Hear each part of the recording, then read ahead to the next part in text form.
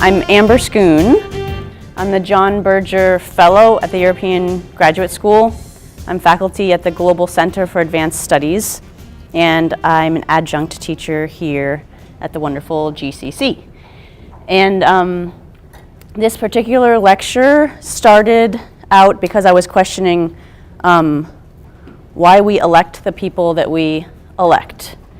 And the really specific question was, what do we value in our leaders? And so I just looked back into the history of who our leaders are and what their relationship is to democracy and who wrote about that. And I found myself really diving into Plato. So what I'm bringing to you guys today is kind of a series of questions that's guided by this reading of Plato. And then I'm going to kind of switch gears and tell you about some stories of my own because, hey Joan, I lived in Europe and Russia for most of my 20s as a foreigner. So I kind of have this experience of what it's like to live in another country as a foreigner.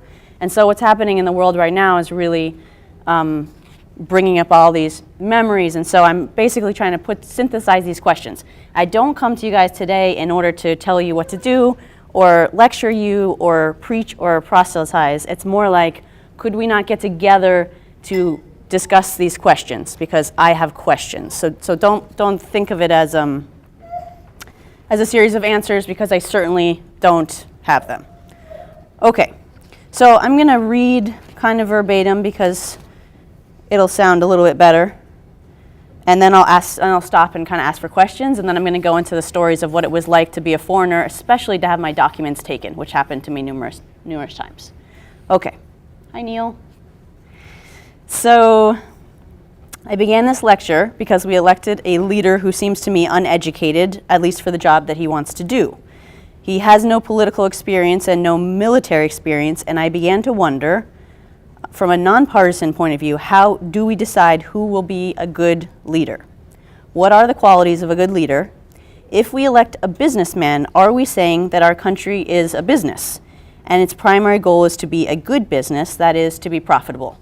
So I'm not trying to be sarcastic or anything. I'm truly wondering if this is where we're going. Are we saying that a businessman is by nature of his job intelligent and experienced? And what is the connection between leadership, the ability to think, that is, to be a philosopher, and the kind of education that we need in order to become a good leader? So I was also thinking about our students who will eventually go out to become leaders in one form or the other, and I'm a teacher, so how can we teach our students to become good leaders? So I looked to the foundation of democracy, to ancient Greece, and I looked to the texts that describe the principles of democracy and the kinds of people who should become leaders. And what I found was so straightforward that I wanted to bring it to you all today as proof that inherent in the process of democracy is the threat of an election of an uneducated, inexperienced, power-hungry leader. And that democracy's only safeguard, its only saving grace, is education. It's laid out so plainly, so clearly, I thought, oh, hurrah, we'll just take this in and tell everyone and the problem will be solved.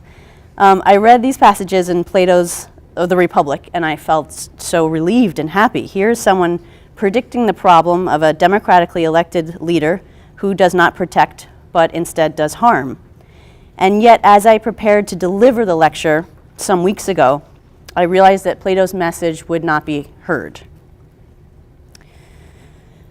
It would not be heard because we all basically agree that in order to have a functioning democracy, we need well-educated citizens. This will just go over like la la la, of course, of course. What we do not agree on, however, is the underlying principle that we are all created equal. We do not agree that all children deserve an excellent education, no matter where they were born or how much money their parents have. We teach our children that we have a system that rewards hard work. We teach our children that if they work hard, they will be afforded the best education possible, and that if needed, scholarships will be awarded, and we all believe it, and it's just not true. This is not a partisan issue. the actions of left-leaning and right-leaning and the apolitical and the totally indifferent generally indicate the following. We believe that the children of certain people deserve excellent educations, and the children of others do not deserve excellent educations. In fact, some of them deserve no education at all. And this situation of inequality, this is a situation that will incur violence, indeed the kind of violence that we particularly fear, mass shootings and terrorism. So at this point I got so depressed I could not finish the lecture. This is true. And I wrote a very long thing which I then scrapped because it was simply too depressing. So this was the hardest lecture that I've ever written. Usually I write out of total necessity, and this one came so hard because the things that I found necessary to say were also incredibly painful. So anyway, I start again. I went and I looked back at what democracy really is, what we decided in the age of ancient Greece to be the ideal society. And I said again, what is it that we value in our political leaders? And then I thought, no, it's not what we value in our political leaders, it's particularly what we value in a democratically elected political leader. And we don't actually have that many examples of well-functioning democracies. So now my scope is really, really narrowed. So I look back to ancient Greece and I find these really 4 basic characteristics, which you all know, but I'll say anyway. A democracy needs free and fair elections, active citizen participation without fear of retaliation, the protection of human rights, and a rule of law that protects the procedures of democracy. Hi. Immediately, I am struck by the fact that our own Constitution in the United States, which was ratified in 1787, was written before the time of jet engines, cell phones, and the internet. It was written before the age of global capitalism as we know it today. And I'm continually asking, how does democracy fit within a system of global capitalism? And I have been, in my philosophical career, continually told that that's not a question that I'm allowed to ask, which I found really disturbing as a youngster, as a teenager. And it took me a good 10 years to go back to school for philosophy to be able to ask those questions. So somehow it strikes a chord. So then I look to the Republic, written by Plato, and he makes a case for the philosopher, which is really his word for thinker. I would like to read his words with that word thinker instead of philosopher, because philosopher kind of says to us somebody that sits far away by themselves and thinks about useless things. But a thinker is someone who's all of us. All of us citizens have to be thinkers. So Plato makes the case that the thinker is the ideal leader of the democratic state. The philosopher is a lover of knowledge. He studies history. He attempts to view situations from all possible angles. He learns through experience, so he has to do the jobs that he talks about regulating. He listens well. He reads, and he takes nothing for granted. His desire is not to conquer or dominate or profit, but to understand and protect. So Plato also warns us clearly that the philosopher does not have the aggression needed to convince the majority to follow. On the other hand, a person who is aggressive, with or without experience or education, can convince people to follow, especially if they are fearful. The tactic then of the leader who is lacking education and experience is first to convince the entire majority to be fearful, and then to attack the philosopher. That is to say, the lover of knowledge and truth. Attack the journalists, attack the artists, attack the filmmakers, the keepers of libraries, attack schools. The truth becomes the enemy again and again. So what is Plato's answer? Protect the democratic state by education, equal education afforded to everyone, or give up entirely on the hope of democracy. There is no other way. You cannot have democracy without equal education. So Plato goes on to tell us that all children have what he calls a philosopher's mind. It's a really beautiful passage, and I encourage you to look it up and read it. If I read it to you, we'll be here forever, but it's really beautiful. And he basically says that all children are curious and serious thinkers, that we should take their thoughts really seriously. They want to be engaged and challenged. The child's need to grow intellectually is equally important to his need for shelter and nourishment. So, those children who are deprived of intellectual challenge will become angry. Some simply become pessimistic and withdrawn and negative, and I see it over and over again. But the brightest among them, who are deprived of educational potential, become truly desperate, truly broken, and full of hurt and hate. And if we want to find the source of terror and violence, look to the lives of the children who we abandon. Why is it that we don't believe that all children deserve an equal education? It comes from this idea, I believe, this is not Plato, this is Amber now, that capitalism is a place of meritocracy, where the wealthy have become wealthy because they are smarter and stronger, and the poor are poor because they are less intelligent, less hardworking, and less creative. This is a fallacy, and if we look at the history of brilliant scientists, thinkers, artists, and leaders, we can see this plainly. So why do we deny it? I believe we deny it because we want to believe that our success is due to hard work. But this is not the case. We are not on an equal playing ground. Capitalism rewards the wealthy by making it very easy to get wealthier, and punishes the poor by making it incredibly difficult to survive, let alone climb out of poverty. The magic pill should be education.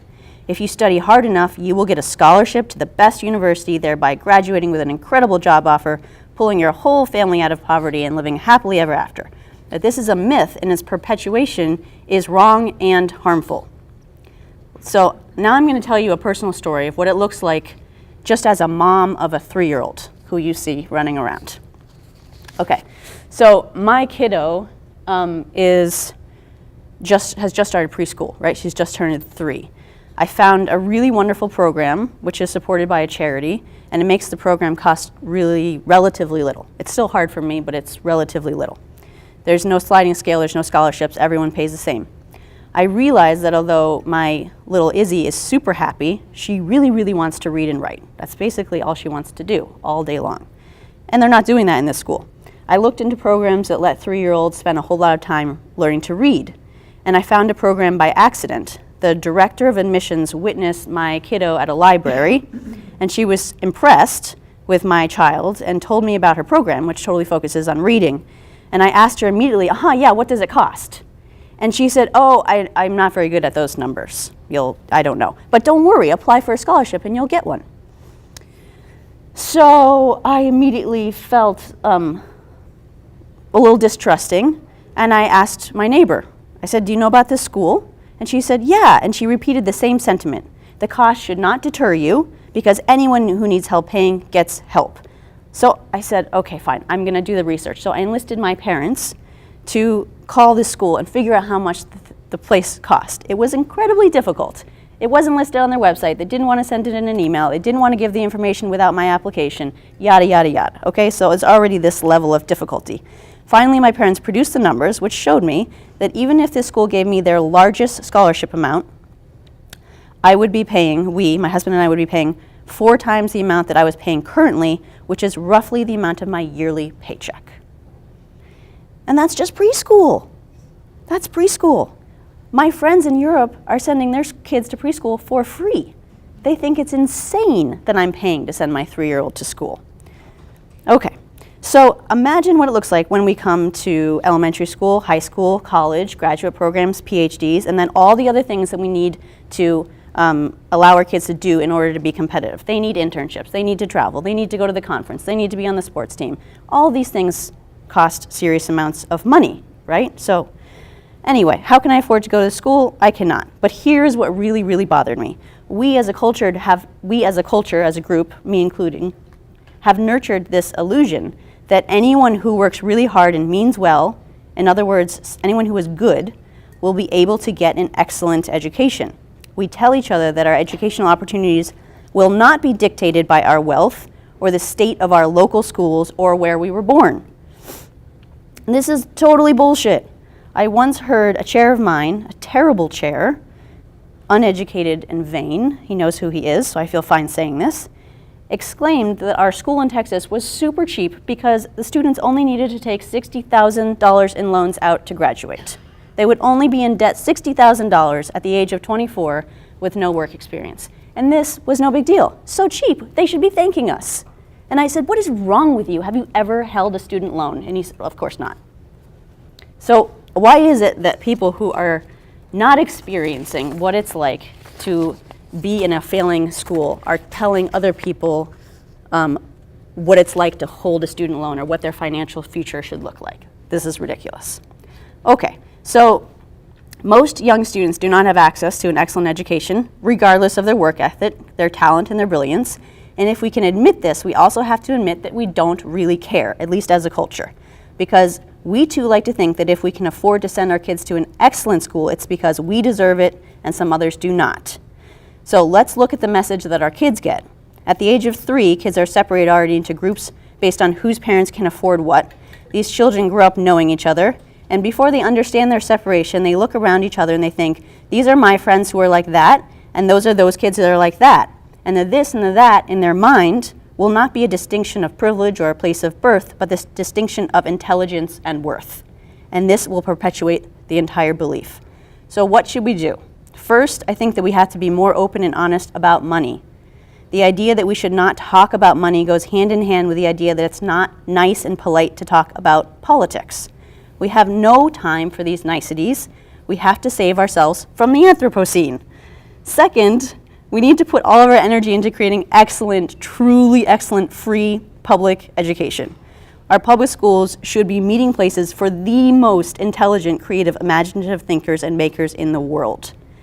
We need excellent free public education, not just for elementary school children, but for preschool kids, for college students.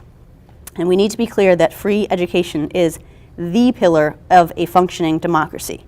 Plato is clear about what happens when we allow education to be separated by wealth and privilege.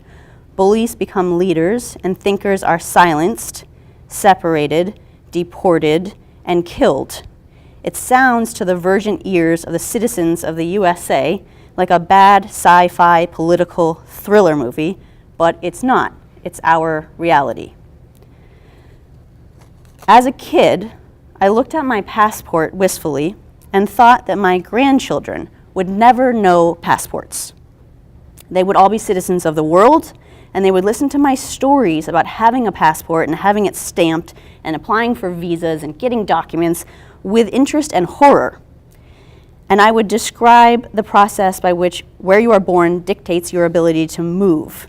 And I would describe how families caught on both sides of certain borders that were in my time constantly redrawn, reassigned, redefined, whose rules were rewritten, would separate people from their true loves and their children. The documents assigned to people based on where they were born, a thing no person can control, could conceivably dictate your life as a prisoner of a certain area. How insane, I thought, this system will seem to my grandchildren, who will look at passports as artifacts in museums devoted to political and social history. The children, my grandchildren, would be taught about the yellow star that Jews were forced to wear on their clothing in order to mark them from others, and the numbers tattooed on their skin in concentration camps. And although passports would not be confused with numbered tattoos, they would certainly be thought as methods of demarcation, separation, and control. So in this very last part, I want to tell you what it's like to have your documents taken from you. I was really fortunate to be a foreigner in Europe and Russia for most of my 20s. I was sometimes a student, a professor, I taught English, I was a researcher, I did artist residencies, I was an administrator, I was an artist assistant, I was everything you can imagine. I dealt with a full spectrum of being properly documented to being not documented to waiting for documents, to getting in trouble for waiting for documents, and everything in between, even though I'm super well educated and I tried my very best to be perfectly, on point. So the very first time I had my documents taken, I was a teenager in Italy. My girlfriend and I were hanging out in a piazza in the evening. It wasn't particularly late. It wasn't a particularly strange piazza. Everyone was out. It was all normal. An Italian policeman, who was really young and handsome, of course, came over and tried to flirt with us. And being that I was totally rebellious and disinterested, I did not flirt with him.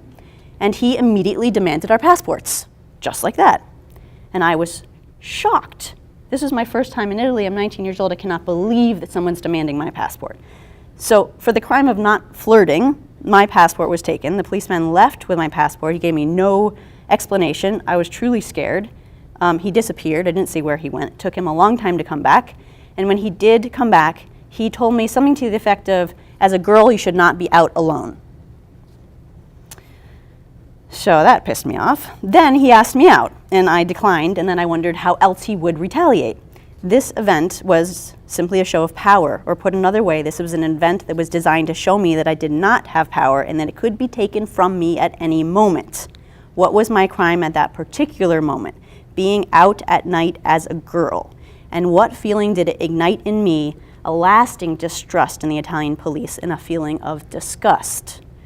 The second time my passport was taken, I was in Paris with a friend. This was sometime after 2001.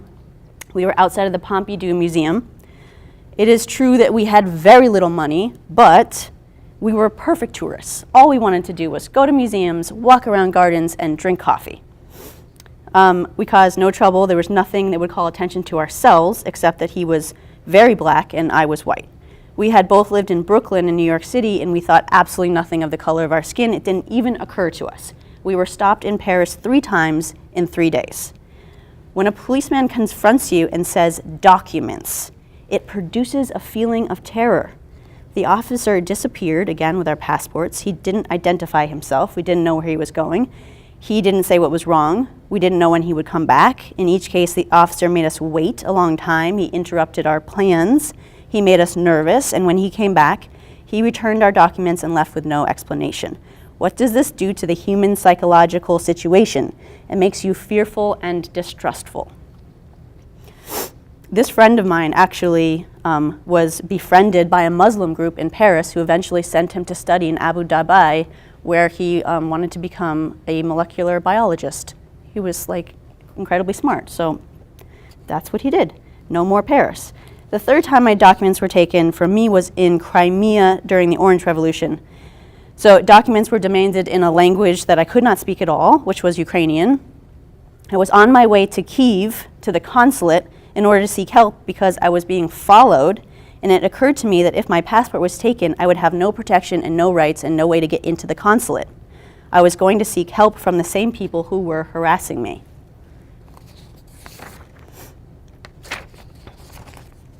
Okay, that's a whole ugly story that I cut out because it was too depressing. So I'm going to tell you one more story and then I'll conclude. So this is a story about a friend of mine who was born in the USSR. So he was born in the early 70s, and in 1991 the USSR fell. His mother's passport stated USSR, ethnicity Jewish. Fearing any demarcation that would allow authorities to do harm, she destroyed her passport. Upon growing up, this child, my friend, wanted to visit Europe. So he applied to the capital and he was issued a Russian passport. Upon returning home from Europe to the south coast of the former USSR, his passport was not recognized. Without a passport, he was illegal immediately and he was fined. He was told that although Moscow had issued him a passport, he was Ukrainian. In order to enter the country, he was given a temporary document. In order to get a legal passport, he had to prove that he was born in the Ukraine. His birth certificate read, born in the USSR, which was deemed to be an illegal document, which he was fined for having, because the USSR didn't exist. And the people were telling us this as if this made perfect logical sense. So this is like the 4th time that he was fined. His mother's passport did not exist, so he couldn't use her information to prove his existence.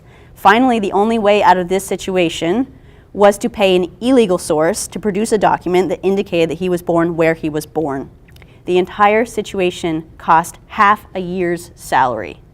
And for 6 months, we were followed. Will the 4th time that I am asked for my documents be here in the US of A?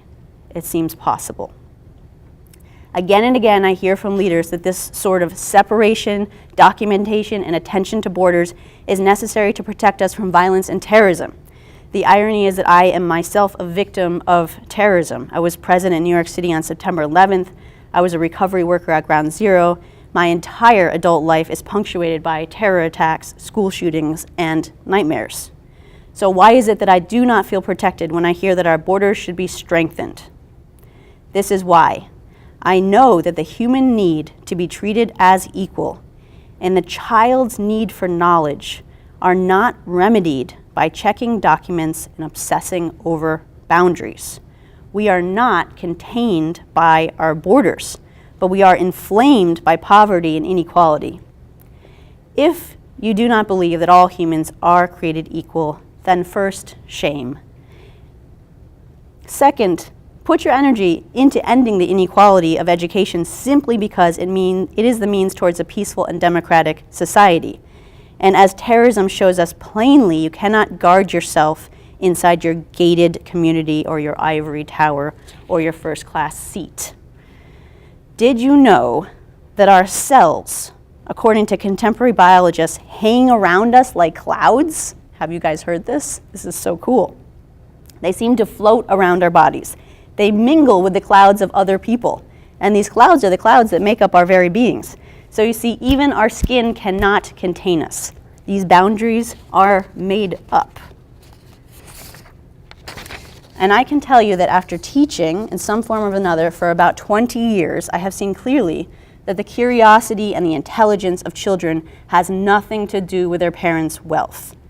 There is no reason why one deserves an excellent, stimulating education and another does not.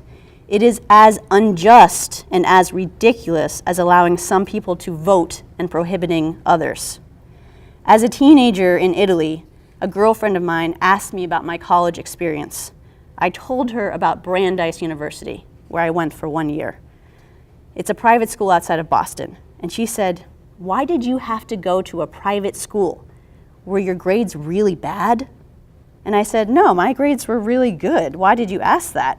And she said, "Oh, well, in my country, the smartest kids go to the public university because it's free and all the best professors are there. Only the kids with really bad grades have to have their parents pay for them to go to a private school." Anything is possible. We do not have to live the way we are living. We are only limited by our beliefs. So I want to leave you with this beautiful quote by Alain Badiou, and it is a translation of Plato's The Republic. So it's a contemporary translation of Plato's The Republic. And the chapter is called Philosophy and Politics. This all has to do with art, by the way, but that's another lecture, so we have to wait for that. Okay, I'll read this slowly. To make matters worse, everything commonly considered to be good things in life, beauty, wealth, good health, a politically well-organized society, all contribute to crippling and destroying the philosophical nature. Nature itself can shed light on this paradox. Look at the seeds of plants or the very young of animals. If they fail to find food, if they fail to find habitat, a climate that's right for them, then the more robust they were originally, the more they will suffer from these privations. This is a self-evident dialectical principle. The bad is more opposed to the good than to the less good. Something that was originally excellent but is treated badly will become worse than something mediocre subjected to the same conditions. I see where you're going with this, said Amantha, her eyes half closed. To your pet subject, to education. Okay, there's so much more good stuff that I'm going to leave it there, and we can take some comments or some questions or thoughts as you like, or I can just read Plato to you endlessly. As my students know. More Plato. Well, the election was complicated. Trump actually was well educated. He went to military academy, but he seems to disdain education or not be receptive. I think education is critically important, but also jobs are. Jon Stewart said in an interview with Charlie Rose, he said, I know a lot of people that voted for Trump. He said, they're not afraid of minorities, they're not bigots, they're not racist. They're afraid of their health care premium. So one of the beautiful things that Plato lays out for us is how can we have a democratic society within a system of capitalism? And this thing has never been worked out. And I don't know why we're not putting all of our energy into asking that question. Because, yeah, a lot of people who voted for our current leader aren't bigoted racists, right? But we are in the middle of several bad options. And I'm continually shocked that we're not trying to create a better system. I think people are, but they're a minority. But if you look at political action now, the anti-capitalist movement is growing pretty rapidly, as it should. But there's going to be a lot of pushback from the people with money that benefit. I mean, it's hard to think that. Right. Joan, you were about to say something. I suppose I can just say from what there is, as far as democracy, I mean, I think everyone here has a voice or should have a voice or should use their voice. And one of the projects that I'm trying to get going is this postcard project, which I've talked with the art department about, and Bob Pura, and it will go ahead soon, but basically having postcards addressed to the White House, to Markey, and to Warren, and on the other side, just saying what topic you're interested in and why. And this is a nonpartisan way of everyone exercising democracy. Like I said, it's not printed yet, they're not out yet, but this is one way of engagement. So Thank you just for thought sharing I that. would share that with anyone and in a nonpartisan way.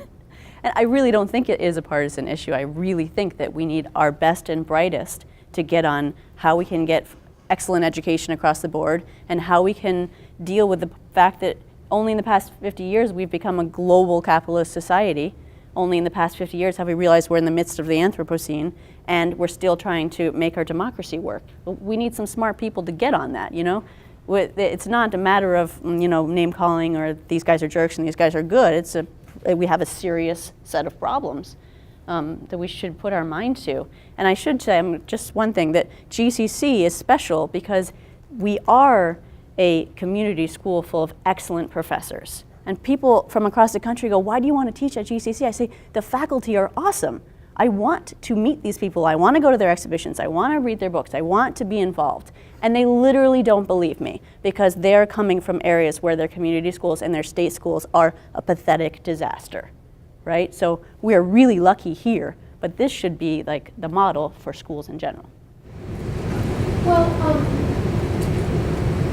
my reaction is that we don't have a lot of opportunity to practice democracy. We don't in our lives, our everyday lives, and even in our educational institutions. It seems to me sometimes there's a type of, there are hierarchies and there are positions of power.